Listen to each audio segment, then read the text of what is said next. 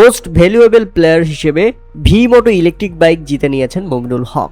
আর bike আসতেই মুশফিকুর রহিম বললেন, দাঁড়া মুমিনুল, আগে আমাকে চালাতে দে। এরপর মুমিনুল হককে পেছনে তুলে মুশফিকুর রহিম দিলেন টান।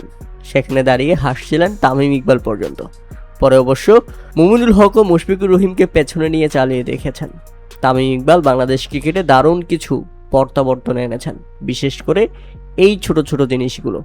এদিকে প্লেয়ার অব দ্য ম্যাচ পুরস্কার জিতে নিয়েছেন বাংলাদেশ অধিনায়ক নাজমুল হোসেন শান্ত, সেঞ্চুরি এবং দুর্দান্ত সেকেন্ড ইনিংসে 87 রান।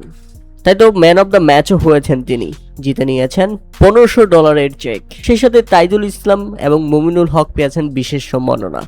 বাংলাদেশ টেস্ট ইতিহাসে তৃতীয় ব্যাটসম্যান হিসেবে 5000 রান করেছেন মুমিনুল হক, তাই তো এই সম্মাননা। সেই সাথে তাইজুল ইসলামও বাংলাদেশের টেস্ট ইতিহাসে 250 উইকেট শিকার করে নেওয়া বোলার। তবে নাহিদ রানার কথা না বললেই নয়। নাহিদ রানার ম্যাজিক 5বার পাকিস্তানের বিপক্ষে ঐতিহাসিক জয় পেল বাংলাদেশ দল।